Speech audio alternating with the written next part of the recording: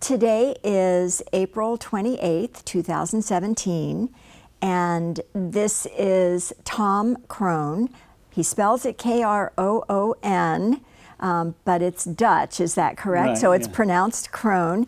And Tom lived here in San Luis Obispo for quite a while back during the 40s and 50s, and he has some reminiscences that he would like to share with us today.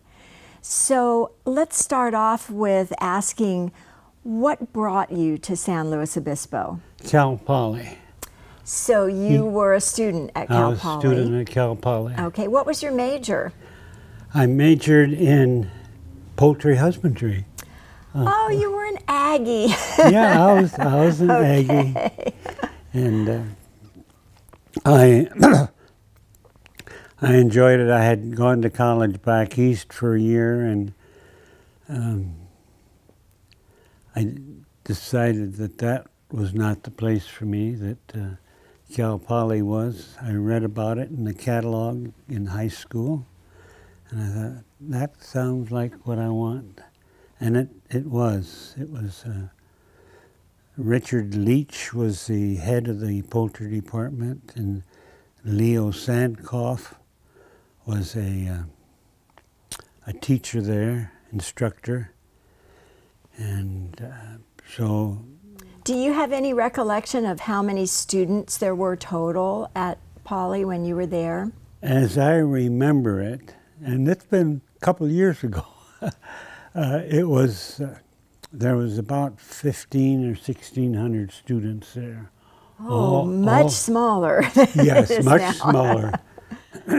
Yeah. They had Silver City out there, which was a lot of trailers. And that this was right after the war of 47, and they had, of course, they had a lot of veterans that come back studying under the GI Bill. And so they had to house them, and they had to house the other ones. And where was that Silver City located? That was located off to the right soon after you got off of well,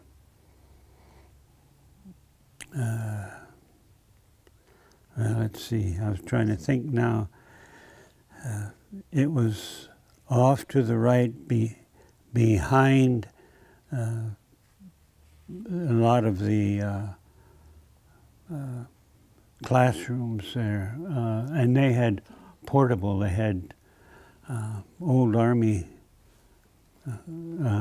tents. I mean, not tents, but buildings, metal buildings, plywood floors, no insulation, and sometimes it got a little chilly in the wintertime. I imagine so. But you didn't live in Silver City. No. Where did you live? I lived out at Camp San Luis. They had arranged for students, they put students out there. There was some veterans out there also. Let's see, they were not really set up for as many students as they got. They got a lot of them. Took them by surprise. Well, it did. They could see it ahead of time, and so they made arrangements. We were out in the hospital wing, which is right on the right-hand side of Camp San Luis. When you first go in there after the first big driveway. The driveway wasn't in there, that was put in later when they made the men's colony out of there. And how did you get to Cal Poly from Camp San Luis? Walked or rode. Generally, you could there's always fellows with cars that would be glad to take you. And I ran into a fellow there, Ted Lapman. He was from where I was living at the time, which was Yucaipa, California, which is near Redlands. And so he had a car, and some of the other fellows had cars, and they were very willing to give a ride to a fellow student. And was there any bus service out there? No. Nothing. Nothing. So you were on your own. You're on your own, and several times I walked out there at night. If I couldn't get a ride, I just It's a long walked out. walk. It is a long walk, but I was happy. I had just seen my. And you were young. Yes, I was young, and walking was fine. I always did a lot of walking.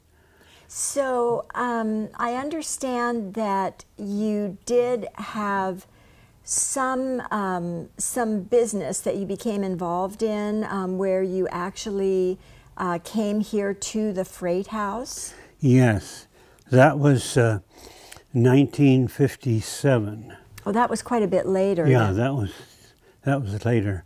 I worked for Art Ketz, who lived out on Orcutt Road. That road just past the Staples and service station. You go to the left out there. And he had a place there, a shop, no heat in it, but this was in the springtime when I went to work for him. The floors was not solid. They had wood, but there was 1-inch gaps between the boards, and it was a small shop. You had to be what we call a sheet metal mechanic. You had to know what you were doing. You had to be able to work on it. A lot of fellows could not do sheet metal. They were installers. I was what they called a benchman. I did a lot of installation, gutters and furnaces, that sort of thing, but I made up all the fittings and whatever we needed for that. Mm-hmm. So it was very interesting. And Art Ketz did not have, I was the only employee he had, and he bought a lot of prefabricated gutter and stuff, so we didn't have to make up a lot of stuff there, but a lot of fittings. But I had to make up some of them, and so and again, sheet metal is generally kind of hard to get a couple sheets. It's very expensive because they have to have big trucks and they have to have it level and, fairly level so that your metal doesn't get all banged up. Mm-hmm. And so sometimes you need it right away. So there was a fellow that had a business here in the old freight house here, and he had various thicknesses, various gauges, and you can buy what you needed, and I'd buy 3 or 4 sheets, whatever I needed at the time. And I remember coming in there, I had seen the freight house many times walking down the Santa Barbara Street, and I'd seen it. There used to be a deck on that side of the building where the freight cars, where the freight car, where the caboose is now, and on that caboose. No, it's not a. No, we have a couple of box cars over on that side. Mm-hmm. Yeah, but they had a large deck, and down at the end it slanted down. Well, when I had worked for O.R. Oaks and Company, who had a sheet metal shop across the street, that's where I started the trade. I went to work the day after Eisenhower was sworn in as president. Oh my goodness. So I can remember that. Yeah, that's wonderful. Yeah. I'd say you have a very good memory. So, so you came here actually to pick up sheet metal Right. from this man who was conducting a business from inside the freight house. Inside the freight house. Okay. And- And was his business the only one that was in here? That's all that I knew of. Okay. And I did leave San Luis in 1957. We moved up to San Jose area, and that was quite a change. Instead of a little 8-foot break and making what we call the Pittsburghs on the brake, why we had machines that could make Pittsburghs out of 18 gauge material, which is very heavy, and they had instead of a 3-foot shear or 4-foot shear, they had 12-foot shears. Do you by any chance remember the name of the man or the business that was working here in the freight house? No, I don't. That's okay. Yeah, I didn't. You probably didn't really have to know that. You just had to No. pick up the material. I just from had to him. pick up the material. I met him and told him what I needed, and he got it. And so that happened, I guess, twice. Okay. So it wasn't a everyday experience. But I do understand that you did see the freight house frequently as you came by here. I'm just interested if you ever noticed any activity around here or in the area, perhaps down at the Roundhouse or up near the depot. I didn't notice any activity here. I had mentioned I had worked for O.R. Oaks and Company across the track. And that was very interesting. I started my apprenticeship there. And I could, at that time,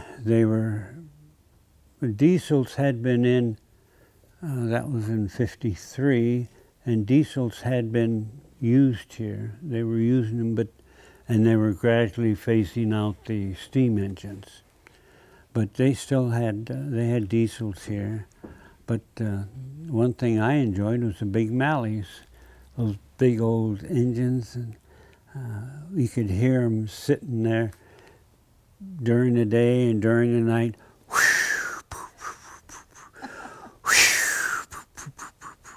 So it was, I enjoyed life, and I still enjoy life. I can tell. So how many engines do you think you saw at any time down at the Roundhouse? well, probably 7 or 8. Oh, that many? Yeah.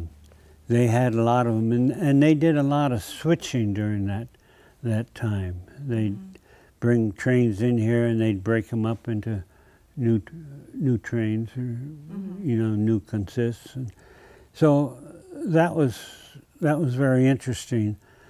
I'm sorry I did not look out the window and watch the trains being made up. I was there to work, and so Right.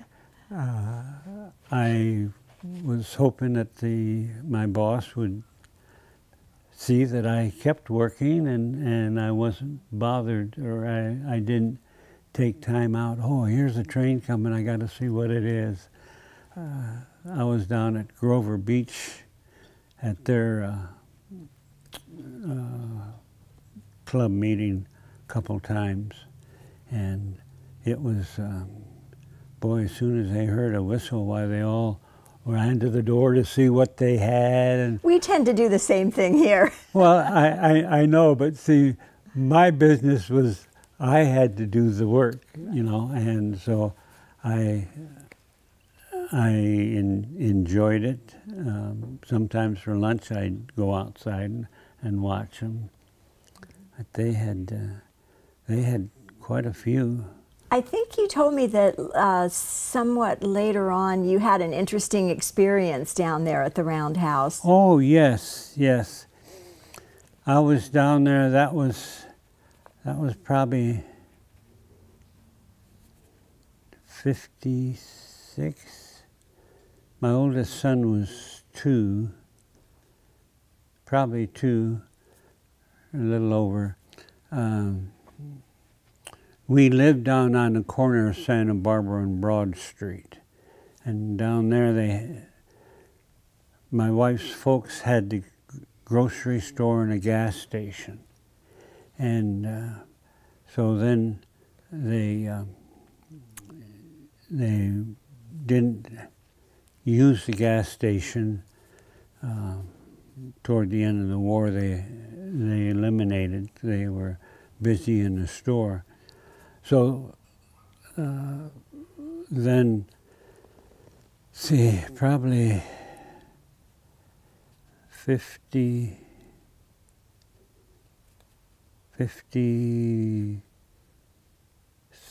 or 54,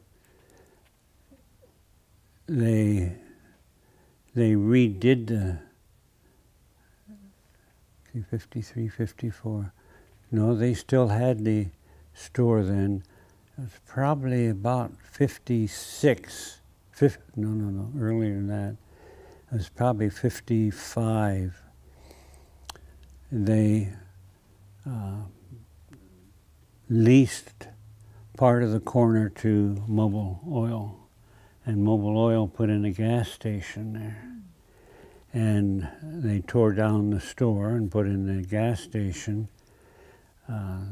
My folks lived right next to the store, and so and they had bought a house over on the other side of town, and so they built a 30 by 60 Butler building and had the store in there. Then later on, we were up there. Later on, why they sold the store and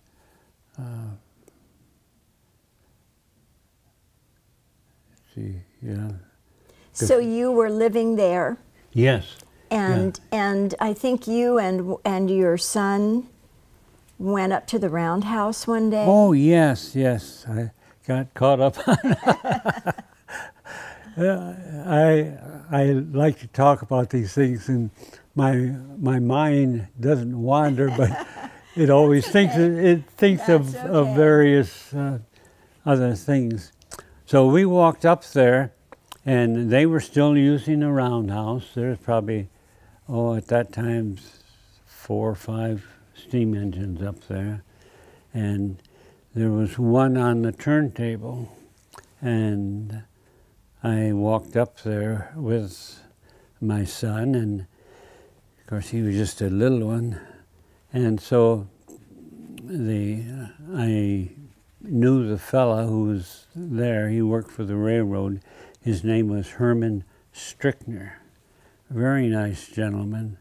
And in fact, later he bought my house that I was living on. So he said, "Do you want to ride?" Well, sure, we wanted to ride on that turntable. That's something that very seldom happens. The railroad was closing down. I mean, it wasn't, well, it was in business, but they didn't have the trains going through, and they were getting rid of the steam engines. So he had an engine on there, so we rode around the track, around the turntable, and we got to the end, and he said, "Whoops, I missed that." I knew that he didn't, but so he says, "I have to go around again." So we went around that time, but he was a real nice gentleman, and so that. And how many years later was it when he bought your house then? Oh, that was. Let's see, he probably bought the house about 5 or 6 years later. Okay. Did you ever have much to do with him in the meantime, or was it? Oh, I had seen him different times. He used to go to the grocery store where my dad, father-in-law was. And Because the grocery store was so close to the roundhouse. so yeah, close. that would make sense. And a lot of them, I forgot what street he lived on, but it was right. I lived on Hutton Street behind the school. And he was over, I think, on the next street down about, a block and a half. I see. So did your family get a lot of railroad workers coming into that grocery store? Oh man, they had a lot of them come in, yeah. A lot of them would stop by on the way home from work to pick up milk or bread or whatever they needed to get. So my father-in-law was very congenial, very, very nice man, very pretty even-tempered. I don't remember him ever getting riled up about much. And he was very gracious. His dad had been in the grocery business. In fact, he was in grocery business in Randsburg, which is up in the mountains. Some mine up there, and he was in charge of the mine and getting the gold out. Didn't you tell me that he worked for the railroad for a while? Yes, he did. That was probably in 43 and 44. He worked for the railroad. He was a night watchman up on the tunnels up there. Tunnel 7 was his. And he had to go through before. Generally, they knew when the trains were coming, and they'd go through there and make sure that there was nothing amiss in there, nothing left on the tracks, and that sort of thing. And so he'd go up there probably about 4:30 or so in the afternoon when it was still light.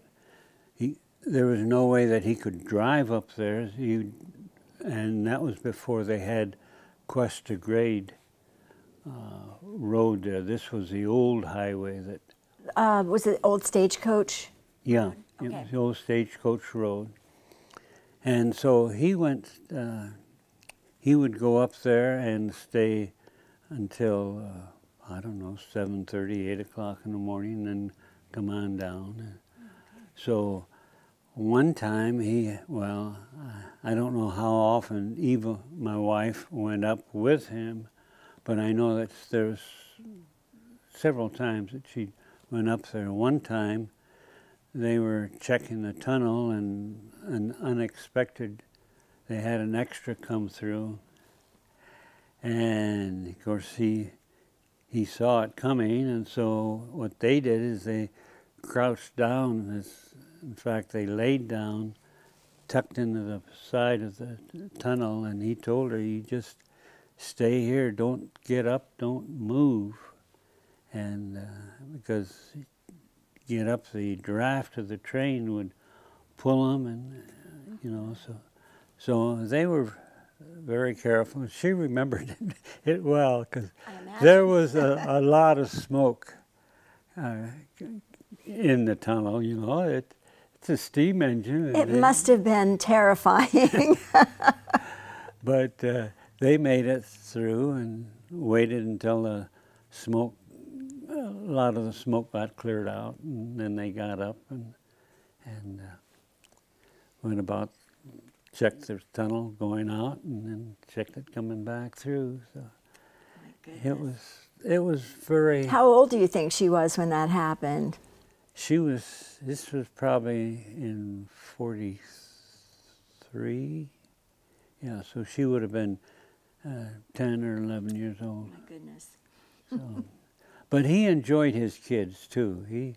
He enjoyed them all, and very gracious man. I miss him a lot. He'd help me. And that was the Spurlock family. Yeah, that was the Spurlock family, William A. Spurlock. And he had a son, William E. Spurlock. And he was a butcher. He worked for Pennington's, which is across the street from the Grace Church. And he also worked at Berkemeyer's. So, which was a well-known meat market here in town. So I'm curious, were you living here, or do you remember when they tore down the old station and built the newer one? No, when I came, they had the new one built. The new one was already there. The new one was built. Okay. And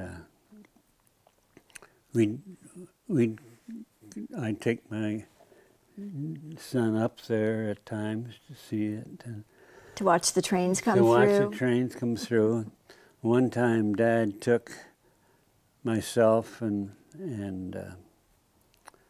my son, Tom, my oldest son, Tom, along with his son William E. Spurlock, and William E.'s son, and took us up to Santa Margarita on the mail train, which was a little slower than the diesel goes now.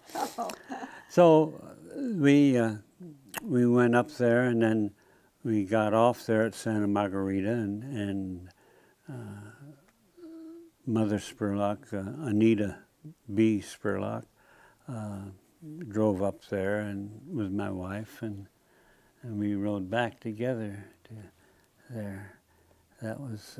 Was it a good day? Oh yeah, we had a lot of fun, and of course it was my son's first train ride, and he was all excited about it, and he liked it. He didn't care too much for the dark tunnels, but that's, that's just, it's one of the things about it. And very, after I had left here in '57, why we'd come back. Like I said, her folks lived there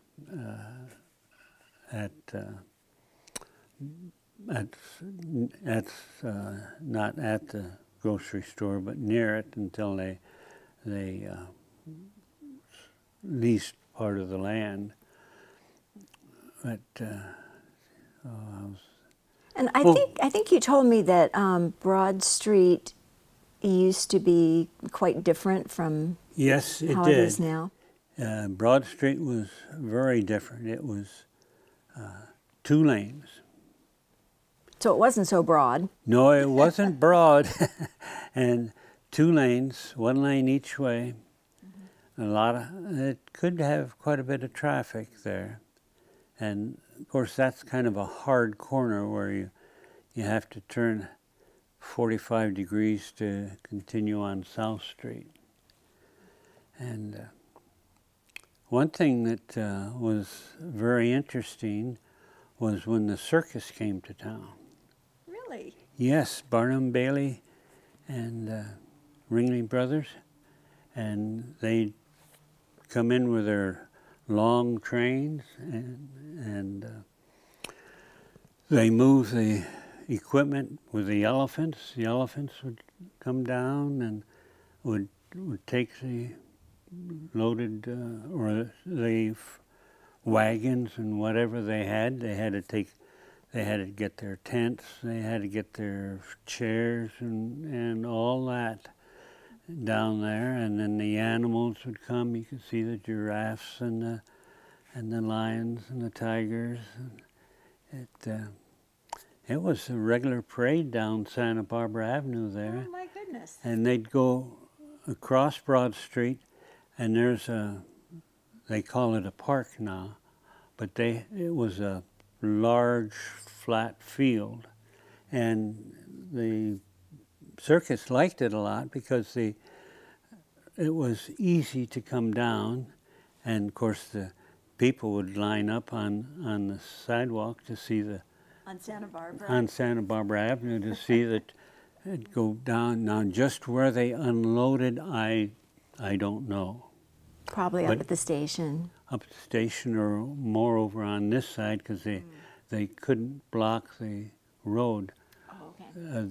That was before they blocked the road. I used to go up the road to go up to O.R. Oak's place. So they'd come down there, and they'd have the band playing, and playing the steam Calliope, yeah. I'm sorry, my That's okay. memory keeps slipping a little bit. That's okay, I knew what you meant. Yeah. So we'd watch them, and they'd take the stuff down, and they'd have the tent set up next morning, And how many days would they stay there? Was it just a one day, or? No, they were usually there 3 or 4 days. Oh, okay. They would go all through town. They'd get tickets away to some people, and anything to get them out there.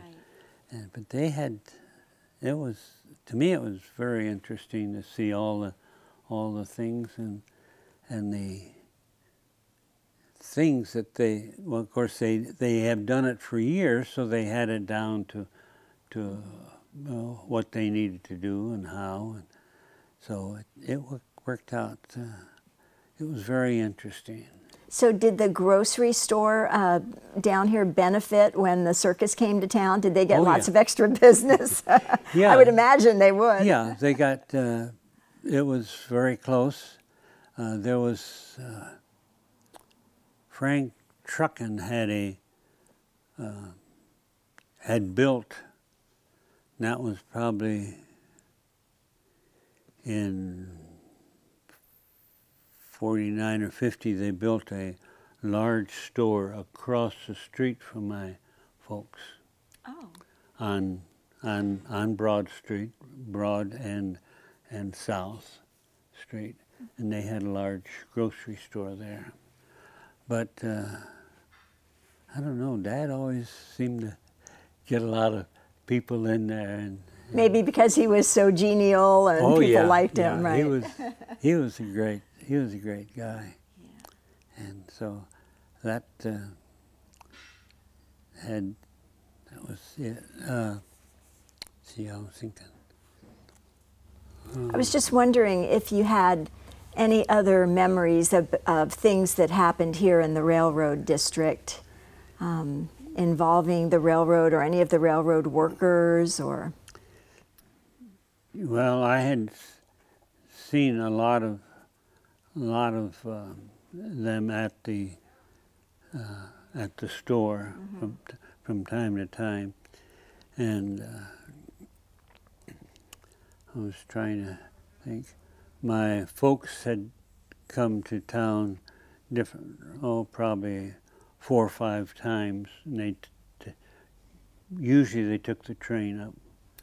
And so we'd meet them at the depot and then take them, and so we enjoyed it. I'm going to ask you to pause for a moment. I heard this one coming. While that train goes by.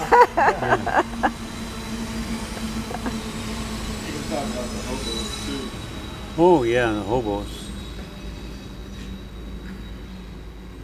Okay, that wasn't a very long train, so we can resume.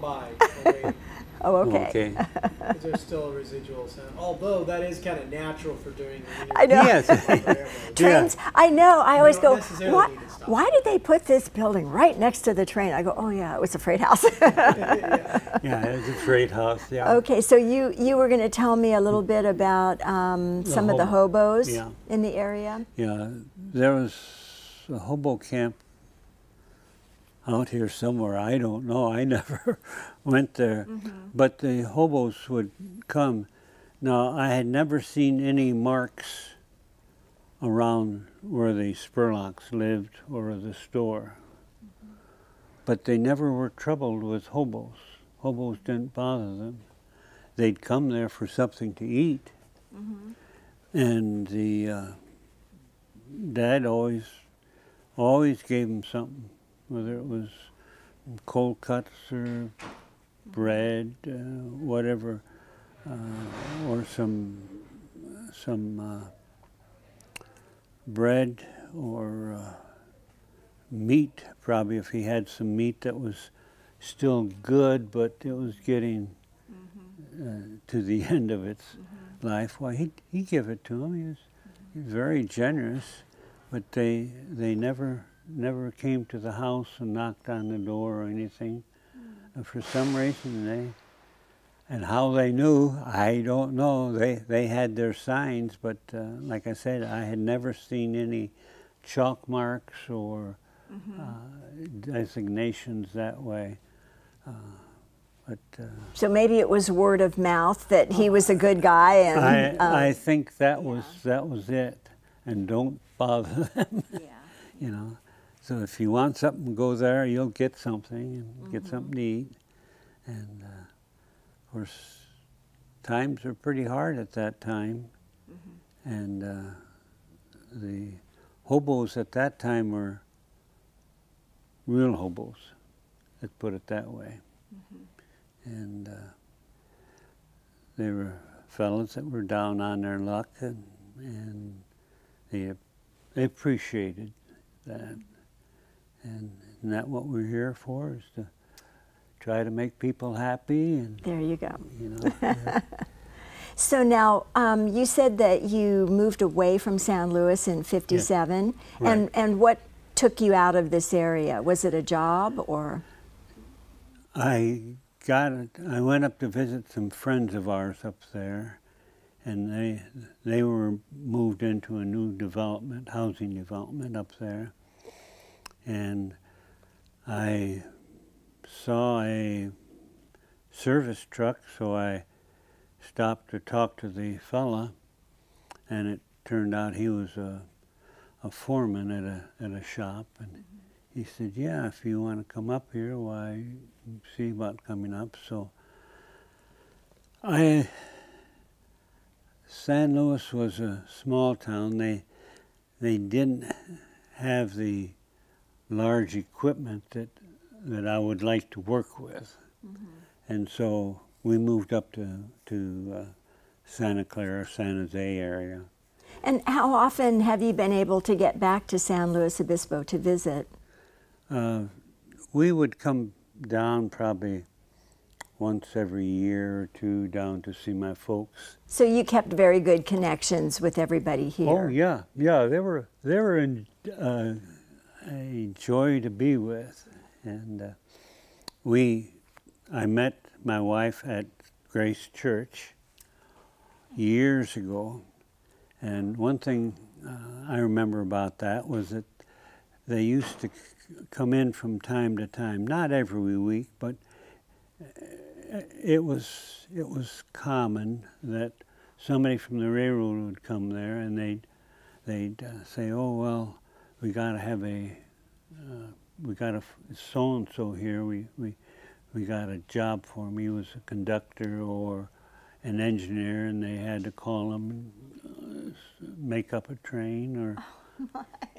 So I mean, it was just, but it was very pleasant. People knew that this is how they made their, their living, and you can't always just say, well, this is going to be your schedule for the next 2 weeks. If things go, and the carpenters at that time, the conductors had their own caboose here. And I remember seeing the caboose track. They had a lot more tracks up here. And they had what they call the caboose track. And they had, I would say, 10 or 12 cabooses there. Really? Yeah. That many? That many, yeah. And so-and-so came on, well, they knew they had to go and switch the cabooses and get get his caboose out because he was going to take the train. How interesting. I had not heard that before, that they stored that many here. Yeah, they stored a lot of them here. Or, well, a lot of them. I would, you know, one or two is not enough. They had a long 10 or a dozen, maybe. Yeah. Wow, that's interesting. So that was okay. Well, I think we've heard a lot of good stories from you. I appreciate you coming in today. Maybe sometime in the future we'll be able to talk about some more stories that we didn't get to today. Yeah, okay. But I want to thank you very much for coming in. And thank you. I enjoyed it. I like to talk about. Well, that's good. That's what we want when we interview somebody, as a person that enjoys talking. So thank you. Again, this is April 28th, 2017, and this is Tom Kroon. And we appreciate him coming today and sharing his reminiscences of San Luis Obispo. Thank you, Tom. Thank you. It's been a pleasure.